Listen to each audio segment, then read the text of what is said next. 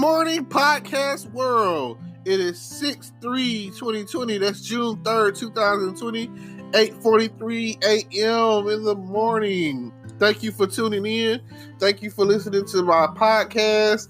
I just want to start off saying by saying Black Lives Matter. That's where we are right now. That's what we're talking about. No justice, no peace. Hopefully that you're safe in whatever it is you're out there doing. Hopefully at some point you stop the violence. The topic right now, the subject is the donations and contributions of these fast food chains to the Trump administration, causing a lot of unrest in the black community. People are mad because they can't get their 4 for $4 or their Whopper or their 5-layer burrito or their $5 box from Taco Bell, or they can't get the finger-licking good chicken that they are used to getting, and they can't get those chicken sandwiches that they were looking so forward to getting. And what else? Let's see. Wendy's, Burger King, Taco Bell, KFC. Oh, and those pizza. Pizza Hut, you know what I'm saying?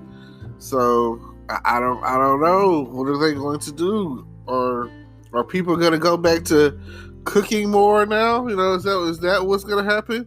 I surely hope so, because I cook almost every day, but I don't cook. I microwave, you know.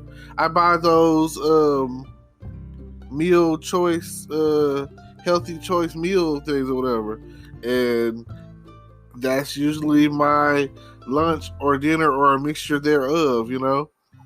And they're like $2 or $3 or whatever. So I'm full after I eat one, you know. And I instituted tortilla rolling. Like, I'll microwave it in there, you know. I call it my 4-minute meal, you know, because pretty much all of them take about 4 minutes, you know. You pop it in the microwave 4 minutes, and it's layered, so underneath it has whatever kind of sauce it is that they go for, and the top has the noodles and meat and vegetables or whatever is on it. And you know, you warm it all up, and then you take the bowl and you pour it into the other bowl, and then boom, boom, boom. And now, you know, what I'll do is I'll take a fork and I'll basically, you know, I'll heat up some tortillas, and I'll even put some cheese. I got some shredded cheese in there, and I will wrap it up and roll it up, and you know, make kind of like a burrito taco out of it or whatever. So, you know, that's one of my things that I like to do. Sometimes I like to, you know, I salad it up. The main thing is every week it seems like me and my stepdad go after a watermelon. We try to find the biggest, sweetest watermelon that we can find for the best price. And usually we go to Super One over there by Sam's. And you know, hello Texarkana, you know. So the other day I went into a Walmart, you know, and their prices were like pretty good, like $6.48 for what I thought was some decent sized watermelon. So I'm probably gonna check that out based off of the price, because you know the prices keep going down or whatever. I guess they're not getting the batches of watermelon that they thought they were gonna get. Who knows? I know that the price of beef had went up because of Corona. So, oh man, I'm used to getting like beef by the pound for like a couple of dollars, and now it's like $4 or $5 or whatever for a pack of beef. I'm like, oh man, it's ridiculous. But yes, sad to say that it's like $400,000 per franchise that's been donated to the Trump administration, and I'm just sorry to acknowledge that fact. Like, I mean, I already don't eat out, you know. It's just sorry for those who have that eating out is a big deal and food is a big deal, but I'm nowhere near a foodie. I grew up with whatever is on your plate, you eat it, you know what I'm saying? Be thankful and happy you got it. So we didn't get negotiated with and reasoned with and talked to when we was in the drive-thru. Like kids nowadays, their parents to sit there in the drive-thru and ask them what they want. I'd be happy to get the whatever my mom was paying for, you know. A cheeseburger? Cool, let me get that. And I want everything on it, you know. I'm trying to get as full as possible, whatever, you know. Maybe not so much on those onions or whatever, those little dehydrated onions. But back in my day, oh man, it didn't matter where we was going. We was trying to get the kids' meal, and we was trying to get their toy, and the toy was probably more important than the actual food. Because it was something different from whatever it is we've been, eating at the house. Can't eat bologna sandwiches, spam sandwiches all the time, you know. You don't want to get homemade fried chicken every day. So, yeah, it's all good. Man, I wake up in the morning and like Wednesday is a good day for me. Cause Tuesday night is usually a good night for me. A lot of good TV shows come on Tuesday night, and it just really depends on what's aired at the moment. Last night I finished off with DC Legends of Tomorrow. I love the Legends. It's a time travel show. So to have watched them starting from where they were to where they become, and doing all that time traveling or whatever, it's crazy. So it's a good feeling. So the season finale aired last night, and it had to do with them destroying the Loom of Fate. And I don't know if you're aware or understand what the Loom of Fate is, but you've probably seen a lot of old Greek, like Hercules, the movie Hercules cartoon. If you ever see the three sisters and they have the eyeball, and they're, Hades goes to them to know what's going to happen as far as the future is concerned, and blah blah blah, and they tell them that Hercules is, Zeus's son, and if you don't kill him or stop him or prevent him or whatever now, then your plans for world takeover, world domination or whatever is not going to work out. So he sends Pain and Panic to kill him or whatever, and they give him this bottle that basically makes him mortal, but it would have killed him, but he didn't have. The whole thing was he has to drink every last drop. But Hercules was strong, that was his thing, the strength of Hercules, so he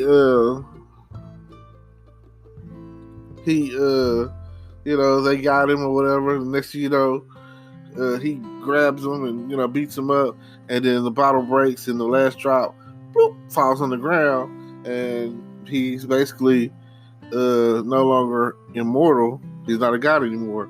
He's just a regular. Well, he's not regular. He's what they call a demigod, which, if you familiar with the Greek mythology or whatever, then you'll see that there's a lot of demigods by the guys. Like Zeus Zeus had a lot of kids, you know what I'm saying? And, you know, you got Zeus's kids, and then you had Poseidon's kid. Anyway, like I say, not going to get into a Greek lecture, but the point being is he started off trying to figure out why he didn't belong, you know, like nobody messed with Hercules because he was like kind of like a geek or whatever, you know, but he was always strong. Then his adopted parents, his earth parents or whatever, people that found him, they told him, I was like, you know, you're special. Like, we're not your real parents. Then it was like, if you want answers, go to the temple of Zeus. So he does, you know, and this is like, well, you can't come back to Mount Olympus or whatever unless you're a god. And he was like, in order for you to be a god again, you have to do great sacrifice, be a hero, you know what I'm saying? You got to go the distance. So that was one of my, at one point, favorite songs or whatever. So it's a good song, you know. You can go the distance. So if you're ever down, well, yeah, it gives great inspiration. You could go the distance, you can find your way. You know, so that's a real touching song. You know what I'm saying? Like it has some good music to it, and the words are inspirational and all that. So anytime you get a chance to, I'm probably gonna listen to that today. You know, I just thought about it. It's a good song. I even like the Muhana. How you say it, Muhana? I like that the song about her in the water. You know, her saying it's, you know, it's real. I find like songs that I feel like have like a inspirational / spiritual connection. You know, you have a real moment of breakthrough. But yes, you know, okay. I can't believe what's going on. I feel like hopefully we're at the point where we're getting the justice that's supposed to be coming with the No Justice, No Peace movement. And I feel like hopefully things will start to progress, you know, go from what they once were and, you know, move on from there. I saw on Facebook where the officer chief lost his life trying to, you know, stop the looting, and I felt kind of bad for that situation because, you know, it just speaks to say that you claiming and putting it out there that Black Lives Matter, but you still taking Black lives. Like that even though his job is an officer of the law, he's still a Black man. Like even if it weren't the police officer, right, and it was just a regular man, Black man out there trying to say y'all shouldn't be doing this, you know, and another Black man kills him, it perpetuates the stereotype of Black people killing Black people, which cancels out the whole movement of Black Lives Matter, because now it's like saying Black lives only matter when it's dealing with the police. Black Lives Matter when the police kill us. But when we kill us, it's okay, you know. When we kill us, it seems like, hey, yeah, we can, you know, I don't care about you, you know what I'm saying? And then they try to slide in with the all lives matter, which I understand, you know, and I've seen a videotape on Facebook where a white guy had a gun, stole a police officer's car, and they went out of their way to arrest him. Not shoot him because he had a gun, stole a police car, you know what I'm saying? And I've seen several videos of that nature, and it wouldn't even got that far as the black guy. The black guy would have got out and had a cell phone and pop, gone, you know? These deaths, these murders, you know, because at the end of the day, they'll do their investigation and rule it a clean shoot or not. And in most cases, if it's a black guy, it's, you did a good job, you did a good thing, you know, pat on the back, we'll get you a medal for that. But some of the lighter, I don't know. It's just like I saw on the TV show All American, and the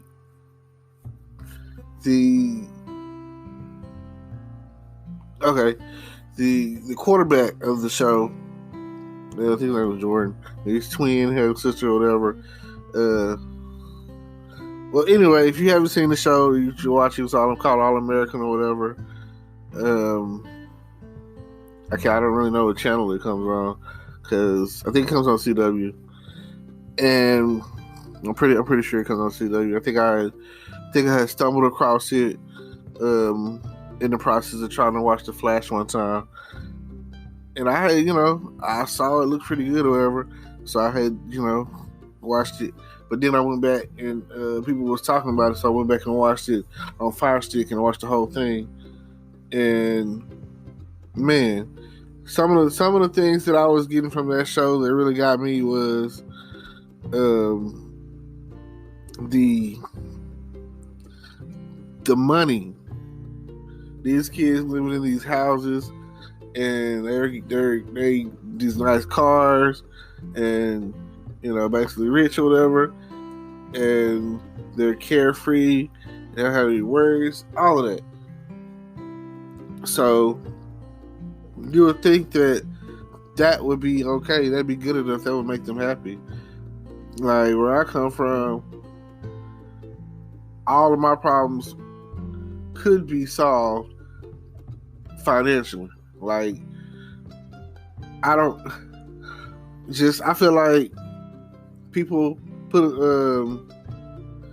such a praise on the money side of things. They don't understand that there's other stuff going on, which was the case, because dude had got stopped when they were in the hood and not in, like, I think it was like, I guess like Beverly Hills or whatever.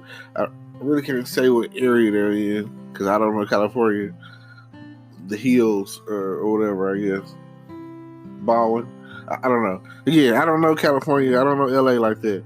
But, you know, I do know that the star of the show, it was based off supposed to be based off a true story. The star of the show was from Crenshaw, so they were in that area, and they got pulled over by the police. And that's when, you know, it was like a racial scene. It was intense. And the conversation went like this. The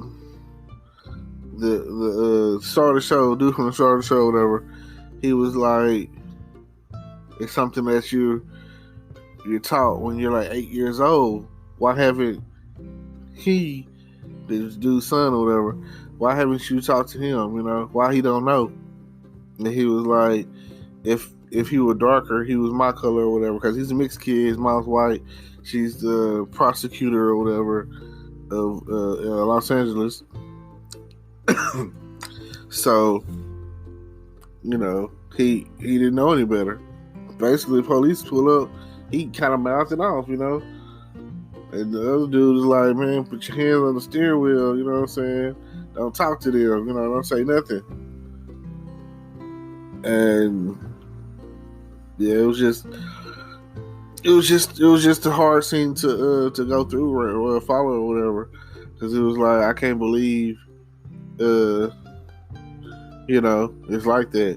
Which everyone knows that the LAPD is one of the more racially discriminative police departments in the country, maybe in the world, I don't know.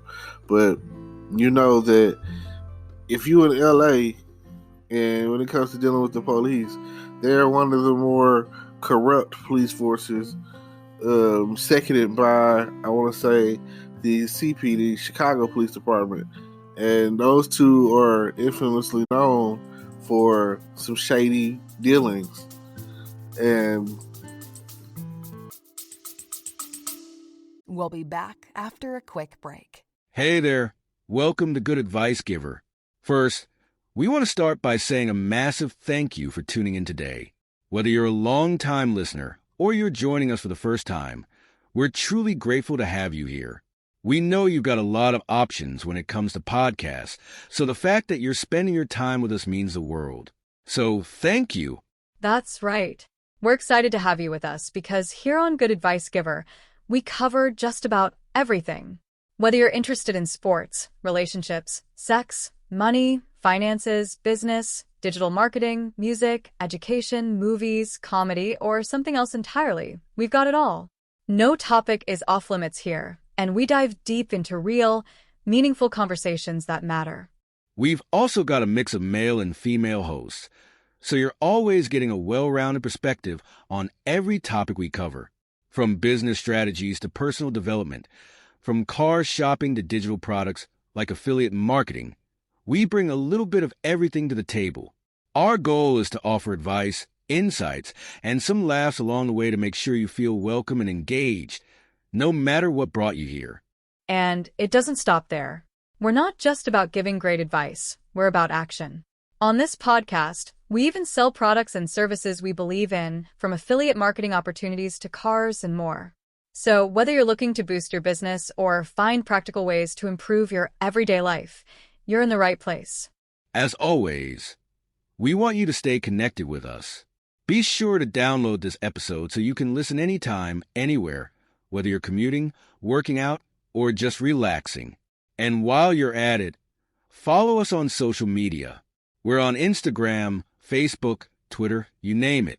That's the best way to stay in the loop for upcoming episodes, behind-the-scenes content, and even giveaways.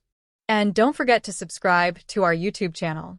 We're posting extra content there, including video podcasts and deep dive discussions you won't want to miss.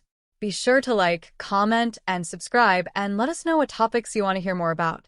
Lastly, check out the link below in the description for exclusive offers, resources, and more ways to connect with us. We're here for you, and we can't wait to bring you more valuable content. Thanks again for tuning in to Good Advice Giver. Let's get started.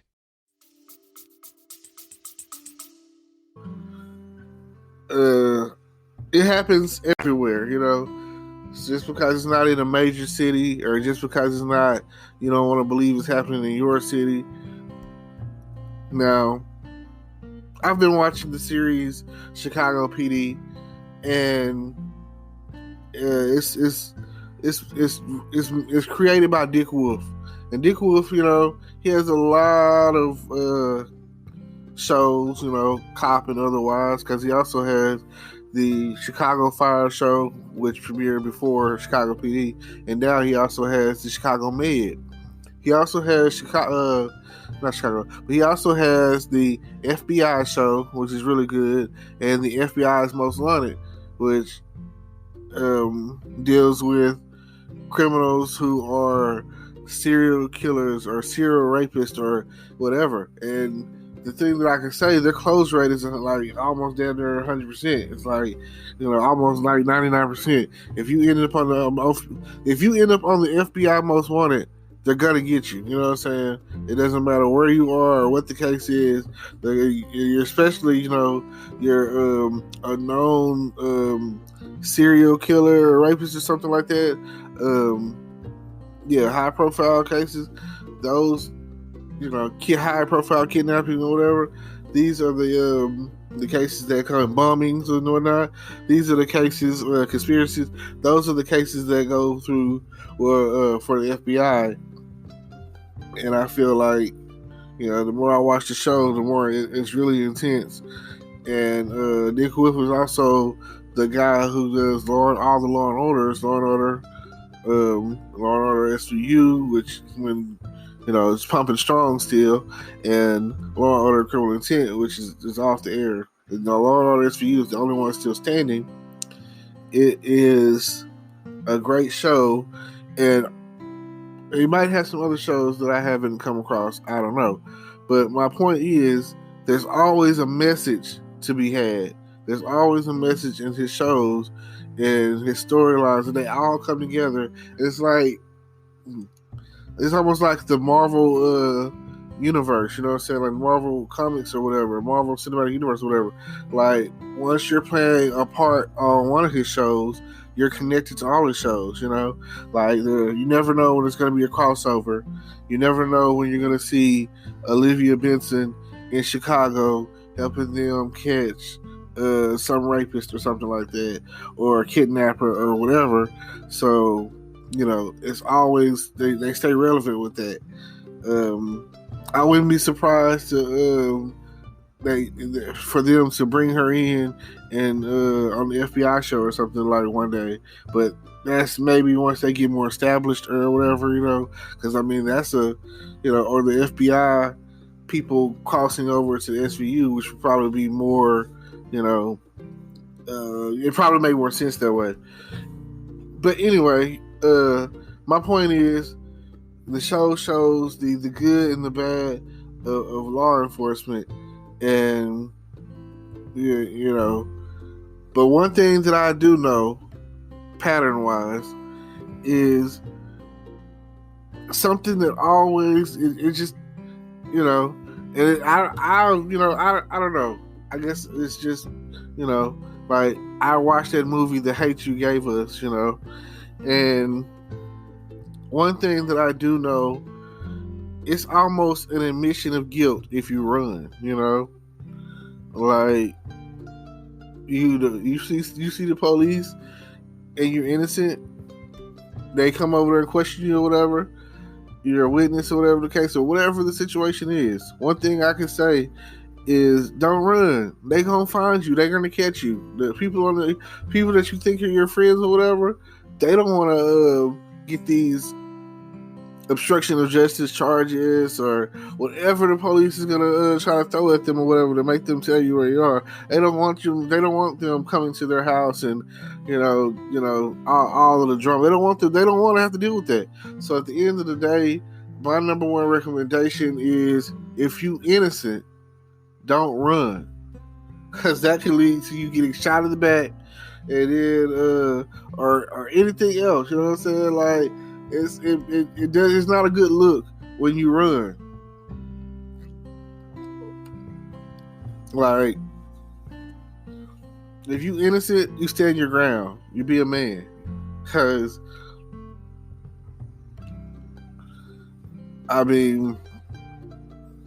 like, you had to know that going in, if you are guilty, you go in and you do the crime, that it's not like you can leave the planet. They can get to you wherever. It's not like, because you got away from these police or whatever. And if you running, you better, like, already have planned it out that you finna leave the state, that you finna go to a whole other country or something. But if you still plan on sticking around them 21 bridges, then you better best believe that you either had a death sentence or whatever the case is. Now, Here's my closing. I'm gonna tell you like this. Check my YouTube out. Check out my podcast. Check out my new Facebook video. I mean, I've been having groups, so I've been having a page on Facebook for a minute. But now that I found out that the process that it takes to get monetized on Facebook, that I'm pushing towards that, you know. So please check me out. Check me out. Check me out. Yeah. So don't forget to leave a comment. You know, when y'all comment and subscribe to this and tell me I'm doing a good job and that you like my content and that you want more or that you want to, you know, work with me or whatever. I'm flexible. I want to do it all, you know. I'm definitely trying to link with new people, especially any kind of recording, video, podcast, Facebook, telephone, ding dong. It's all good. So hopefully I see y'all at the top. Hopefully the fruits of my labor will someday pay off. And I'm thankful to be here. I'm thankful to be able to get up and put in the work. Because I ain't gonna lie to you, some days are harder than others. And some days you be like, oh man, I don't want to do this. So please, please, please stay tuned. And every time you see my anything come up for me, check it out. At least give me a good 3 to 5 minutes of your attention, at least. And hopefully I'll catch you on the flip side. All right, ready. Today is your lucky day. Today is the day that our $3 website works for you, paying you directly to your PayPal daily. Imagine $3 ongoing continuous payments to your PayPal account. Imagine falling asleep and waking up to $300 in your PayPal account. How would this make you feel? How could this help you? What bills could you pay? What kind of fun could you have? What does that retirement look like now? All for a one-time payment of $3. This website is DFY done for you, fully built and completely hosted, and never stops collecting payments for you. You have spent $3 on coffee on a regular, but that coffee won't help you create multiple streams of income. Click the link below.